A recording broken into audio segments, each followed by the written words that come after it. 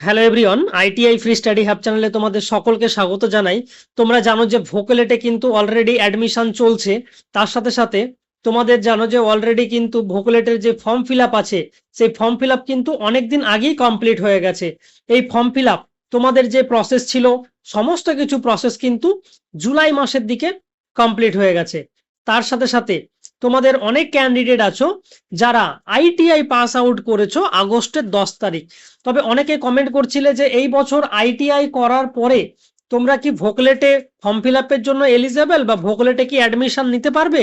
সমস্ত কিছু কিন্তু আমরা আজকের এই ভিডিওতে জানবো। দেখো, এখন তোমাদের বর্তমানে ভোকলেট মানে 2026-27 সেশনের জন্য অ্যাডমিশন তো অলরেডি প্রসেস কমপ্লিট চলছে। তার সাথে সাথে যেখানে অনলাইনে অ্যাপ্লাই করতে হতো, সমস্ত কিছু প্রসেস অনেক আগেই কিন্তু কমপ্লিট হয়ে গেছে। তবে তোমরা যারা এই রিসেন্ট 10 তারিখে পাস করেছো আইটিআই, তবে তোমরা কিন্তু এই বছর সরকারি যে সমস্ত কলেজ আছে, সরকারি কলেজে কিন্তু তোমরা অ্যাডমিশন নিতে পারবে না।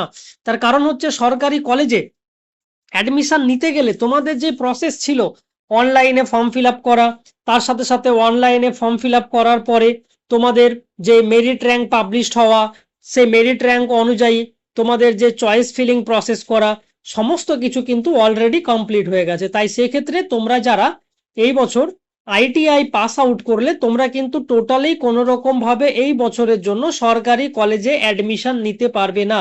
কারণ সরকারি কলেজে অ্যাডমিশন নিতে গেলে যে প্রসেস ছিল সেই প্রসেস কিন্তু অলরেডি কমপ্লিট হয়ে গেছে। এখন শুধু তোমাদের অ্যাডমিশন চলছে, কাউন্সিলিংও কমপ্লিট, কাউন্সিলিং এর first phase allotment complete, second phase অ্যালটমেন্টের রেজাল্ট পাবলিশড হবে কয়েকদিন পরে। তো এইভাবে কিন্তু সেকেন্ড ইয়ারে ভোকলেটের ক্ষেত্রে কিন্তু প্রসেসটা চলছে। তবে তোমরা চাইলে যারা আগস্টের 10 তারিখ মানে এই বছর যারা আইটিআই পাস করেছো, তোমরা যারা রানিং স্টুডেন্ট এবার পাস করলে, তোমরা কিন্তু চাইলে অ্যাডমিশন নিতে পারবে, বাট সেক্ষেত্রে তোমরা প্রাইভেট কলেজে অ্যাডমিশন নিতে পারবে। তবে প্রাইভেট কলেজে দেখবে অনেক সময় কলেজে বলা হয় যে না ভোকলেটের সিট কমপ্লিট হয়ে গেছে, তোমাদের ফার্স্ট ইয়ার থেকে কন্টিনিউ করতে হবে। অনেক কলেজে কিন্তু এরকম তোমাদের বলবে যে তোমাদের 2 বছর না করে তোমরা 3 বছরের যে ডিপ্লোমা আছে 3 বছরের ডিপ্লোমায় অ্যাডমিশন নিয়ে নাও। হয়তো 2 বছরের সিট খালি থাকলেও তোমাদের কিন্তু বলবে ফার্স্ট ইয়ার থেকেই অ্যাডমিশন হওয়ার কথা যারা আইটিআই তোমরা যারা এই বছর পাস করলে সেক্ষেত্রে। তবে তোমাদের ক্ষেত্রে তোমরা কিন্তু ডাইরেক্ট সেকেন্ড ইয়ারের জন্য এলিজেবল। তুমি যদি ফার্স্ট ইয়ারেই অ্যাডমিশন নেবে তাহলে তুমি আইটিআই কেন আসলে এখানে? আইটিআই করে তো তাহলে তোমার কোনো লাভই হলো না। সেক্ষেত্রে গিয়ে তোমাকে সেই 2 বছরের জায়গায় 3 বছরই ডিপ্লোমা করতে হচ্ছে। তুমি যেখানে এলিজেবল পার্টিকুলার সেকেন্ড ইয়ার থেকে তুমি অ্যাডমিশন নিতে পারবে। তো ডাইরেক্ট তুমি গিয়ে সেকেন্ড ইয়ারে যে কোনো প্রাইভেট কলেজে গিয়ে তুমি অ্যাডমিশন নিতে পারো।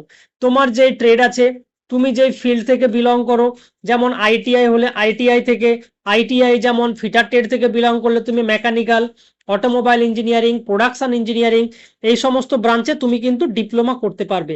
তার সাথে সাথে যারা যেই ফিল্ড থেকে আইটিআই করেছো, যেই ট্রেড নিয়ে আইটিআই করেছো, তুমি সেই ট্রেড রিগার্ডিং সিমিলার ট্রেডের উপর তুমি কিন্তু ডিপ্লোমা করতে পারবে। বাট এক্ষেত্রে তোমাদের 2026 সালে তোমরা কিন্তু কোনো রকম ভাবে গভর্নমেন্ট যে পলিটেকনিক কলেজ আছে এখানে কিন্তু অ্যাডমিশন নিতে পারবে না। তার কারণ হচ্ছে তোমাদের total admission process form fill up সমস্ত কিছু কমপ্লিট হয়ে গেছে। আর তোমরা চাইলে প্রাইভেট কলেজে অ্যাডমিশন নিতে পারো। বাট প্রাইভেট কলেজে অ্যাডমিশন নিতে গেলে তোমরা কেউ ফার্স্ট ইয়ার থেকে অ্যাডমিশন নিও না, তোমরা ডাইরেক্ট সেকেন্ড ইয়ার থেকে অ্যাডমিশন নিও, কারণ তোমরা ডাইরেক্ট সেকেন্ড ইয়ার থেকেই এলিজেবল পড়ার জন্য। তো তোমরা এই চ্যানেলটিকে সাবস্ক্রাইব করে রাখো আপকামিং আপডেট পাওয়ার জন্য। আর তার সাথে সাথে যদি স্পট কাউন্সিলিং এ তোমাদের যদি ভোকলেটে যদি সিট খালি থাকে, যদি বলা হয় যে রানিং এই বছর যারা পাস আউট করেছো তারা যদি এলিজেবল হয় স্পট কাউন্সিলিং এ গিয়ে অ্যাডমিশন নেওয়ার জন্য, সেই ক্ষেত্রে তোমরা এই চ্যানেলে আপডেট পেয়ে থাকবে। তোমরা এই চ্যানেলটিকে সাবস্ক্রাইব করে রাখো আপকামিং আপডেট পাওয়ার জন্য।